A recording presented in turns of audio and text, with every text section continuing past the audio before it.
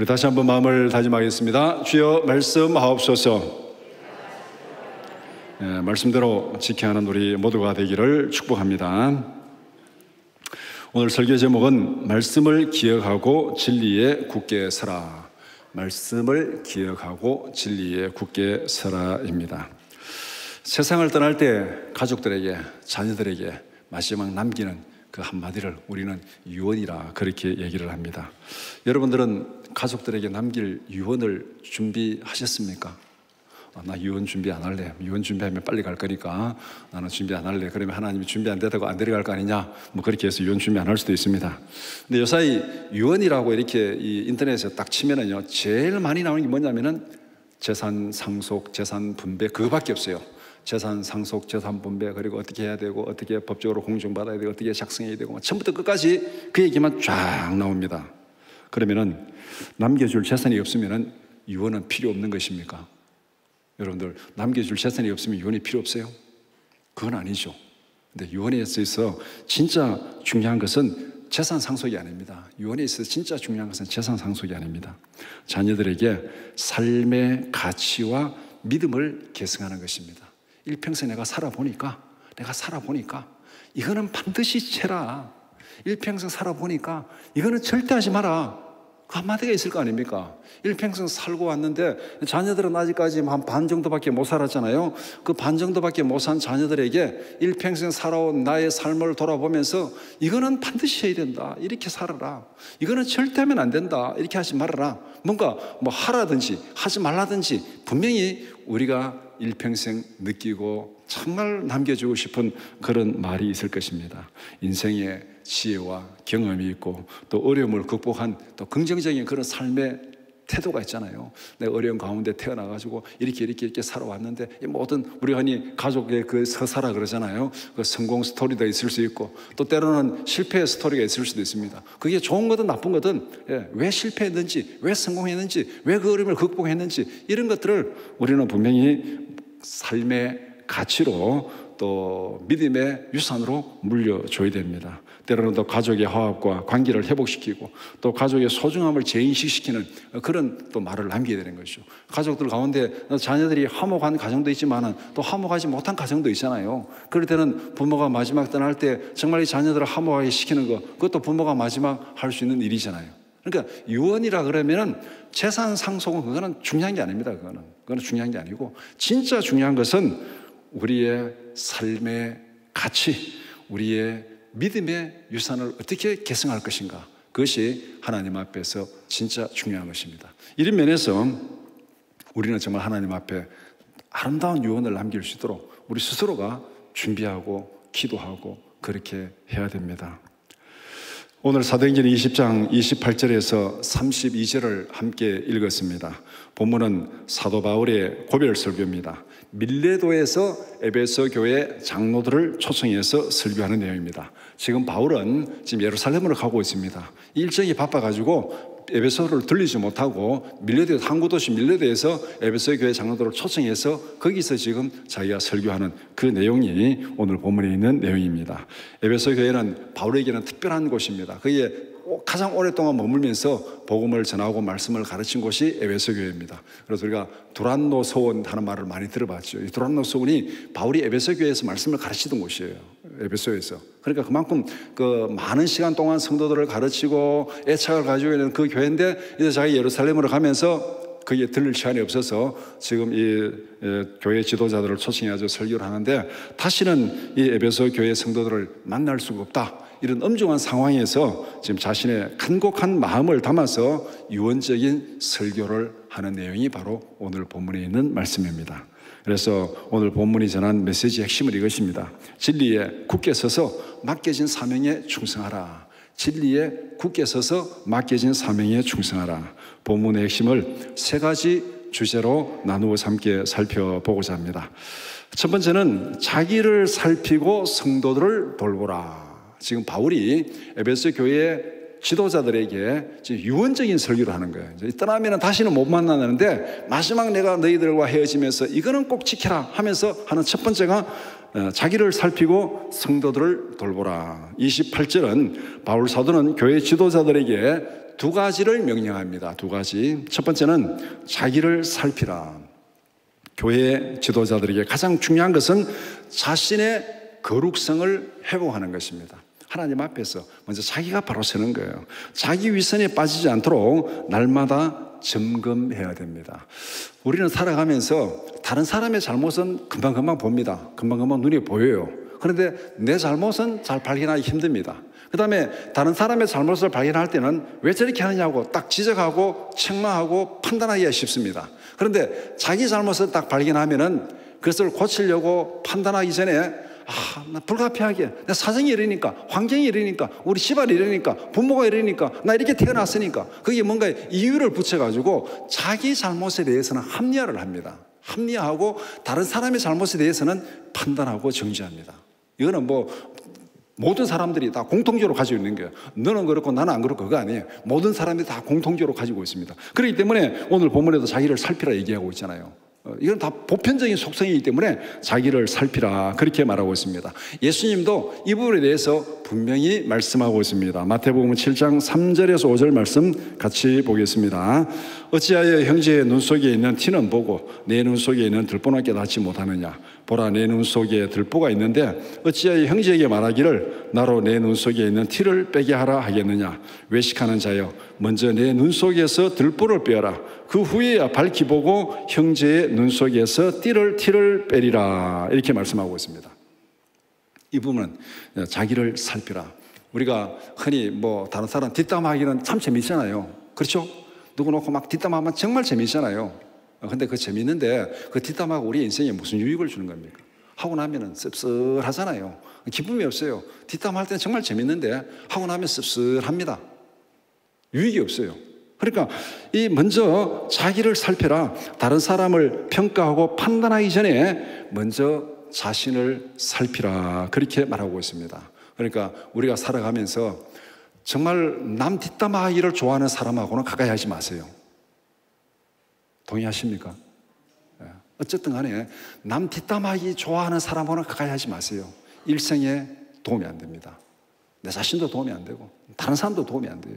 정말 우리가 하나님 앞에서 오늘 이 본문에 말하고 있는 대로 어떻게 하는 것이 성도를 세우고 교회를 세우는가, 그게 중요한 것이지 뒷담화는 나를 해치는 것으로 다른 사람을 해치는 것이에요. 그러니까 다른 사람을 평가하고 판단하기 전에 먼저 자신을 살피라. 이게 성경의 대원칙인데 이 부분에 있어서 자기를 제대로 살피지 못해가지고 하나님 앞에 비참한 죽음을 당한 사람이 있어요.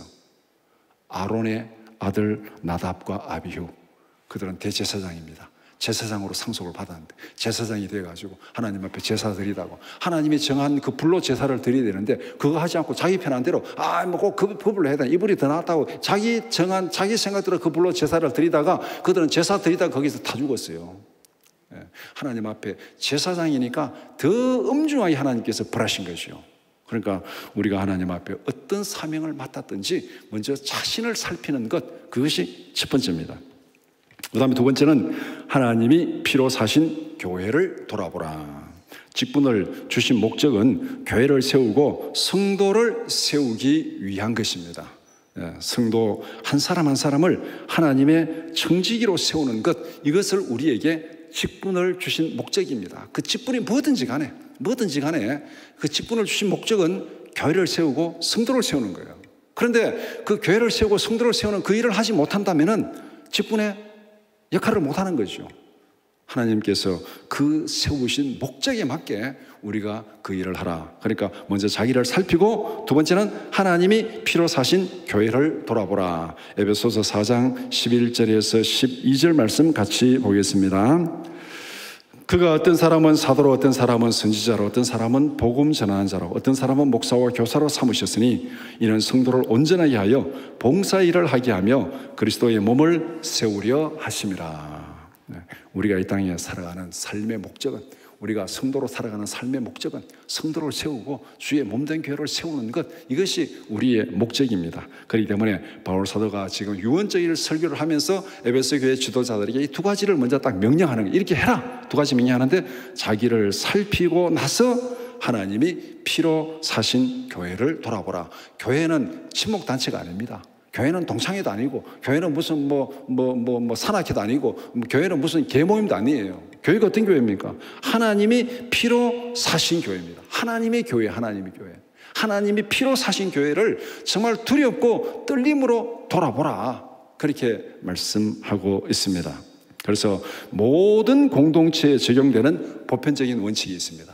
그래서 뭐 우리 유교 전통에서도 그렇고 오늘 성경에서도 그렇고 모든 단체에 다 적용되는 거, 수신제가 치국 평천합니다. 유교 전통에서 수신제가 치국 평천하, 먼저 자기를 살피고 가정을 잘 돌아보고 그 다음에 세상을 잘 다스리라는 것이죠. 그래서 교회에서도 마찬가지잖아요. 장로가 되고자 하는 자는 먼저 하나님 앞에 거룩하고 가정을 잘 돌아보는 자들이어야 된다고 그렇게 성경이 분명히 규정을 하고 있잖아요. 그러니까 수신제가 치국 평천하, 이것은 유교 전통도 마찬가지고 우리나라 전통도 마찬가지고 성경도 마찬가지고 어느 공동체에 다 적용되는 거, 다 적용되는 거. 이거를 거꾸로 말하면은 우리가 속담에 그런 말 있잖아요. 집에서 새는 바가지 뭐라고요? 밖에 가서 안 새겠냐고. 집에서 새는 바가지 밖에 가서 샌다는 거예요. 집에서 제대로 못하면 밖에 가서 제대로 못한다는 거예요. 그러니까 오늘 본문이 강조하는 핵심은 먼저 자기를 살피고 성도를 돌아보라. 우리 모두에게 하나님께서 주시는 그런 명령입니다. 우리가 가정에서도 마찬가지고 교회에서도 마찬가지고 직장에서도 마찬가지고 먼저 자기를 살피고 그 다음에 다른 사람을 돌아보라. 두 번째는 교회를 해방하는 자들을 경계하라. 그렇게 말씀합니다.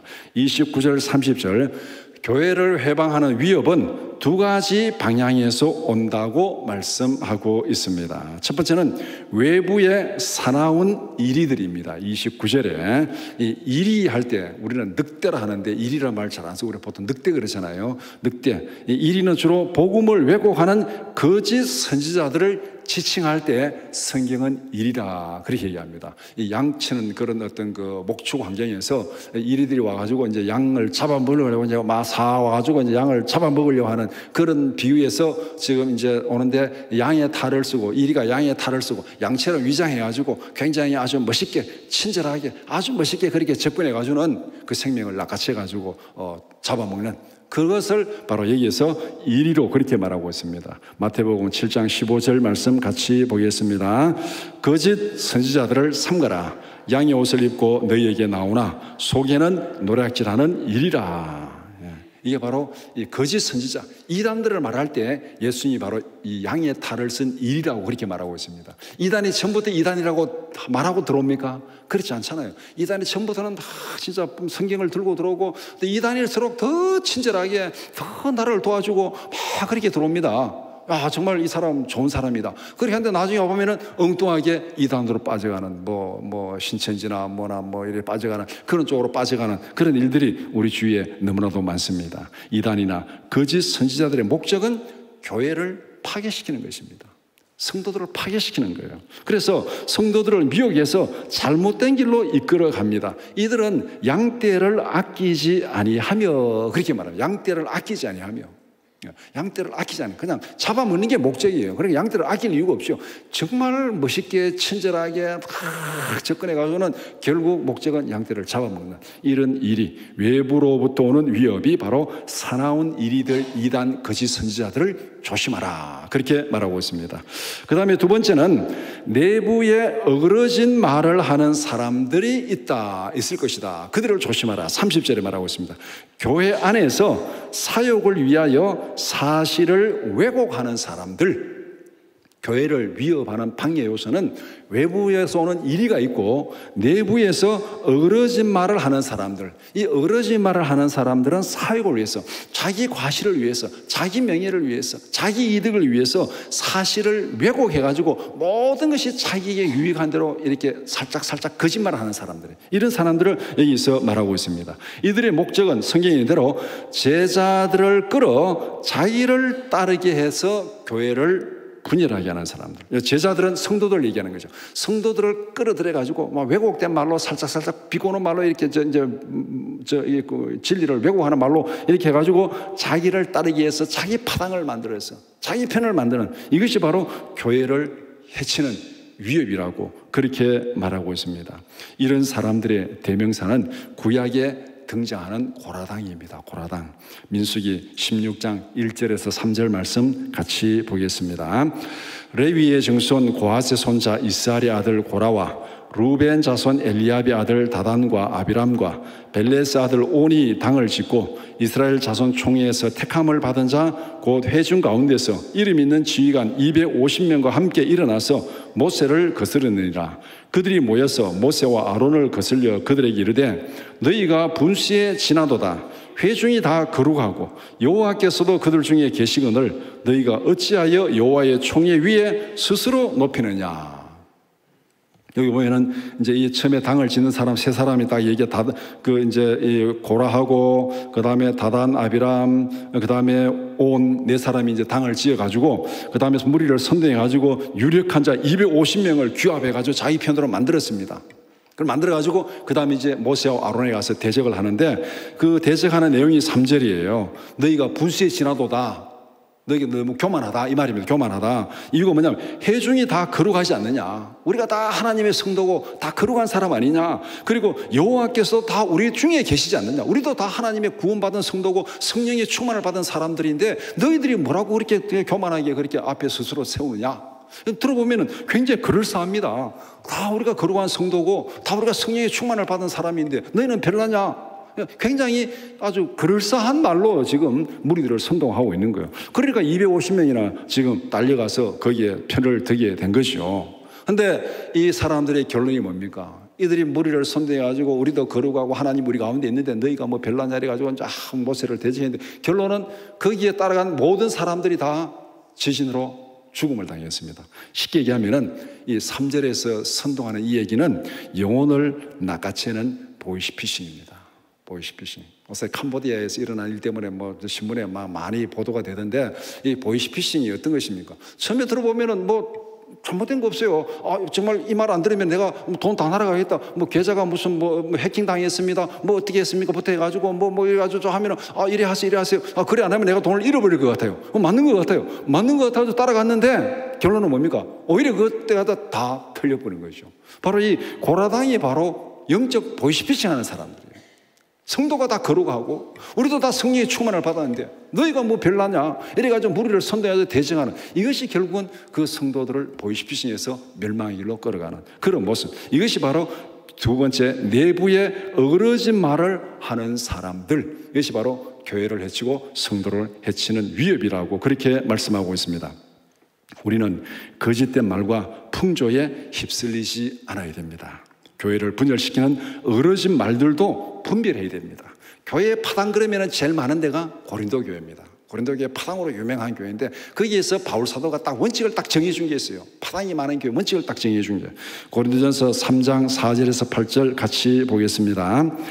어떤 이는 말하되 나는 바울에게라 하고 다른 이는 나는 아볼로에게라 하니 너희가 육의 사람이 아니리요. 그런즉 아볼로는 무엇이며 바울은 무엇이냐. 그들은 주께서 각각 주신 대로 너희로 하여금 믿게 한 사역자들이니라. 나는 심었고 아볼로는 물을 주었으되 오직 하나님께서 자라나게 하셨나니 그런즉 심는 이나 물 주는 이는 아무것도 아니로되 오직 자라게 하신 이는 하나님 뿐이니라. 심는 이와 물 주는 이는 한 가지나 각각 자기가 일한 대로 자기의 상을 받으리라. 이 원칙에 딱 서면 돼. 이 원칙에 서면은 우리가 교회 안에서 파당 지울 일도 없고 어그러짐을 할 필요도 없고 아무런 이유가 없어요. 이게 우리 직분자들은 각각 자기가 맡은 일이 다 다릅니다. 오늘 본문에 이 고린도 전서에 말한 대로 어떤 사람은 심는 일을 맡았고 어떤 사람은 물 주는 일을 맡았습니다. 심는 일을 맡은 사람은 열심히 심으면 돼요. 물 주는 일을 맡은 사람은 열심히 물을 주면 됩니다. 근데 여기서 뭐 너가 맡다 내가 맡다 이래야 된다 저래야 된다 그거 따질 필요가 없어요. 우리가 맡은 직책이 뭐냐? 우리가 맡은 사명이 뭐냐? 거기에 충성하면 됩니다. 거기에 충성하는 그걸로 해가지고 내가 뭐 다른 사람에게 비교할 필요도 없고 다른 사람한테 뭐 내가 인정받을 필요도 없고 근데 그렇게 해가지고 누구에게 상을 받는 거예요? 8절에 보면은 각각 자기가 일한 대로 자기의 상을 받으리라. 하나님 앞에서 자기가 일한 대로 상을 받는 거예요. 내가 어떤 일을 했을 때 다른 사람들이 알아주지 않는다고 해서 절망할 필요가 있습니까? 없습니까? 절망할 필요가 없어요. 하나님이 보시고 상을 주시는 거예요. 내가 한 일에 대해서 다른 사람들이 막 알아주지 않는다고 내가 막 선동하고 내가 맞다고 그렇게 막 자랑할 필요도 없고 교만할 필요도 없고 나는 이렇게 잘했다고 교만할 필요도 없고 왜 나는 이렇게 알아주지 않고 절망할 필요도 없고 하나님이 각각 자기가 한 그 일에 하나님이 상급을 주시는 거예요. 그러니까 우리가 다른 사람들 하는 일에 대해서 함부로 그냥 이렇게 평가하면 안 돼요. 하나님이 평가하실 거예요. 중요한 것은 우리 각자가 자기에게 맡겨진 그 사명에 충성하는 것입니다. 이것이 바로 교회를 위협하는 여러 가지 위협에서 교회를 지키는 방법이다, 그렇게 말씀합니다. 외부로부터 오는 이 사나운 일들에 대해서도 우리가 진리로 교회를 잘 지켜야 되고, 그 다음에 내부로부터 파당을 짓고 어그러진 말로 교회를 선동하는 그 사람들로부터도 교회를 잘 지켜야 된다. 이게 핵심은 뭐냐? 각자 맡은 사명에 충성하며 하나님만 바라보고 하나님이 주시는 상급을 바라보면서 낙심하지도 말고 교만하지도 말고 하나님 앞에 충성하라, 그것을 말씀하고 있습니다. 세 번째는 은혜의 말씀을 의지하라, 그렇게 말씀합니다. 바울 사도는 모든 염려를 넘어서 궁극적인 해결책을 제시합니다. 이렇게 하라고 명령을 하고, 그 다음에 앞으로 이런 위험이 있을 것이라고 예언적인 얘기를 하고, 그 다음에 그 문제에 대해서 어떻게 극복할 것인지 해결책을 제시하는 것. 이게 보면 딱 맞잖아요. 명령하고, 그 다음에 어떤 위험이 있을 거라고 경고하고, 그 다음에 해결책까지 제시해주는, 정말 이 모습이 정말 아름다운 모습이죠. 막 비판하고 원망하고 막 문제를 제기하고 뭐 어떻게 해야 되는데 몰라, 이거보다 더 무책임한 게 없죠. 바로 해결책을 제시하는데, 사도 바울은 모든 염려를 넘어서 궁극적인 해결책이 무엇이냐? 첫 번째는 여러분을 주와 그 은혜의 말씀에 부탁한다, 그렇게 말씀합니다. 바울은 사람의 능력이나 조직의 힘을 의지하지 않았습니다. 이 에베소 교회 마지막 이제 이 유언적인 설교를 하면서 흔히 그럴 수 있잖아요. 예, 교회 안에서 누구 참 능력 있고 한데 그 사람 말 잘 들어라, 그 사람을 중심으로 해가지고 교회가 딱 뭉쳐가지고 진리를 지켜라, 이렇게 말하지 않았어요. 누구를 중심으로 뭉치라, 누구를 중심으로 살아라, 사람을 내세우지 않았습니다. 조직을 내세우지 않았습니다. 뭐에 부탁이겠습니까? 오직 주와 그 은혜의 말씀에 모든 것을 맡긴다고 말씀하고 있습니다. 사람은 바뀔 수 있어요. 사람은 바뀔 수 있습니다. 오늘 그 사람이 바른 일을 하는 것 같은데 다른 문제에 가면 그 사람이 또 일그러질 수 있어요. 그러니까 사람을 따라가면은 항상 이게 바뀔 수 있습니다. 그렇기 때문에 일그러질 수 있어요. 그러니까 사람은 기준이 될 수가 없습니다. 그래서 바울 사도가 오직 그 은혜의 말씀에 부탁한다. 모든 사람이 은혜의 말씀에 맞게 기준에 복종하고 순종해야 됩니다. 위기 가운데서 우리의 모든 삶과 행동의 기준은 오직 주님의 말씀입니다. 두 번째는 은혜의 말씀이 여러분을 능히 든든히 세울 것이다, 그렇게 말씀합니다. 교회와 성도는 말씀을 통하여 성장하고 말씀을 통하여 거룩히 계십니다. 약속의 말씀에 근거해서 하나님의 영원한 유업을 상속으로 받게 될 것이다. 앞에서 고린도전서 읽은 것처럼 각자 자기가 한 일에 대해서 상급을 받을 것이다. 우리는 각자 하나님 앞에서 약속받은 그 약속을 가지고 봉사하고 충성할 때 하나님이 약속하신 상급을 주신다고 그렇게 말씀합니다. 그래서 세상의 풍파 속에서 흔들리지 않는 믿음의 기초는 오직 하나님의 말씀이다, 그렇게 말씀하고 있습니다. 우리가 예를 들면은 건축물을 지을 때 제일 중요한 게 뭡니까? 설계도잖아요. 설계도. 제일 건축 시작하기 전에 설계도 딱 나오면은 그 설계대로 건축을 해야 돼요. 그 설계대로 건축하지 않으면은 아무리 잘 지어도 그 건물은 다 파괴시켜야 돼요. 예를 들어서 설계도는 100평짜리 5층 건물로 설계를 딱 했는데 내가 가만 보니까 이거는 마음에 안 든다. 돈도 좀 있는데 더 크게 짓자. 200평짜리 10층으로 짓자. 해가지고 설계도는 100평짜리 5층인데 나는 돈이 많다고 해가지고 200평짜리 10층 건물을 지었습니다. 그 건물이 무사할까요? 중간검사 나지 않습니다. 다 파괴해야 돼요. 건물을 지을 때 제일 중요한 것은 설계대로 짓는 것이 건축하는 사람들이 제일 중요하잖아요. 그래서 우리 교회를 지을 때도 보니까 늘 설계도 도면 펴놓고 막 이렇게 뭐 만들고 도면 펴놓고 만들고 도면대로 해야 되는 겁니다. 교회를 세우는 유일한 기초는 하나님의 말씀입니다. 말씀은 우리에게 세상을 이길 힘과 능력을 주시는 것입니다. 히브리서 4장 12절 잘 아는 말씀이지만 같이 한번 보겠습니다. 하나님의 말씀은 살아있고 활력이 있어 좌우의 날선 어떤 것보다도 예리하여 혼과 영과 및 관절과 골수를 찔러 쪼개기까지 하며 또 마음의 생각과 뜻을 판단하나니. 말씀이 능력이기 때문에 그 말씀에 부탁하고 말씀을 의지할 때 그 말씀의 능력, 그 다음에 같은 말씀 로마서 1장 16절 말씀 같이 보겠습니다. 내가 복음을 부끄러워하지 아니하노니 이 복음은 모든 믿는 자에게 구원을 주시는 하나님의 능력이 됨이라. 먼저는 유대인에게요 그리고 헬라인에게로다. 이 하나님의 말씀이 왜 중요하냐면은 에베소서 6장 보면은 하나님의 전신갑주를 입으라 그렇게 말하고 있습니다. 투구를 쓰고 방패를 하고 다 하는데 전부 다 방어무기입니다. 방어무기. 그런데 거기에 공격용 무기가 딱 유일한 게 하나가 있습니다. 성령의 검 하나님의 말씀을 가지라. 성령의 검 하나님의 말씀을 가지라. 왜 말씀이 중요하냐면은 말씀은 성령이 그것을 통해서 역사하는 능력이 도구입니다. 성령의 검입니다. 우리가 말씀을 가지고 말씀을 의지하면은 그 말씀을 통해서 성령이 우리한테 역사하시기 때문에 말씀에 의지하라. 말씀에 부탁한다. 이게 결국 성령에 부탁한다니. 말씀의 기준에서 성령이 부탁한다는 거예요. 그래서 말씀에 집중하고 말씀이 약속하신 은혜를 누리는 우리 모두가 되기를 축복합니다. 이 내용을 가장 잘 말씀하고 있는 게 이 시편 1편 말씀이잖아요. 우리 잘 아는 말씀이지만 다시 한번 보겠습니다. 시편 1편 1절에서 3절 말씀. 복 있는 사람은 악인들의 꾀를 따르지 아니하며 죄인들의 길에 서지 아니하며 오만한 자들의 자리에 앉지 아니하고 오직 여호와의 율법을 즐거워하여 그의 율법을 주야로 묵상하는도다. 그는 시냇가에 심은 나무가 철을 따라 열매를 맺으며 그 잎사귀가 마르지 아니함 같으니 그가 하는 모든 일이 다 형통하리로다. 말씀이 성령의 검입니다. 말씀이 성령이 역사하는 능력의 도구입니다. 그러니까 우리가 말씀을 의지하고 말씀을 따라갈 때 그 말씀을 통해서 성령이 우리 가운데 역사하는 거예요. 그래서 바울 사도가 지금 말씀에 부탁하고 말씀을 의지하라고 하는 이유가 바로 거기에 있습니다.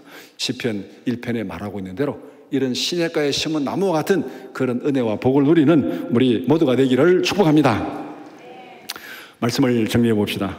본문은 이 땅의 교회들을 향한 바울 사도의 간절한 고별 설교입니다. 에베소 교회만을 위한 거 아니에요. 이 땅의 모든 교회를 위해서 한 겁니다.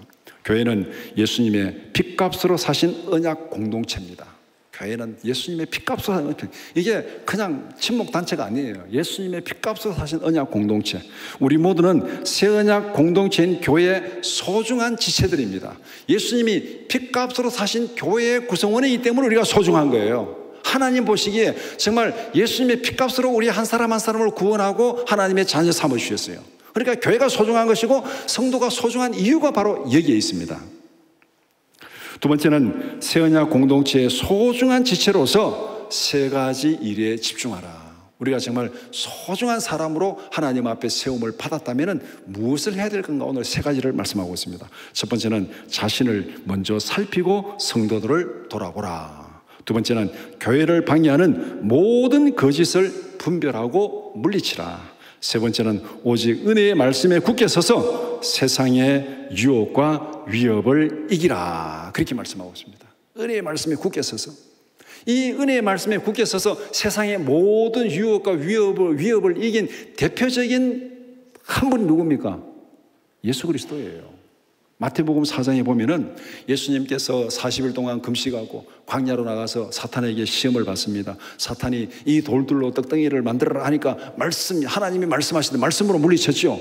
그 다음에 또 와가지고 이 성전 꼭대기에서 뛰어내리라. 그러니까 또 말씀으로 물리쳤습니다. 그 다음에 내게 엎드려 경배하라. 그럼 천하를 다 주겠다. 그때도 말씀으로 물리쳤어요.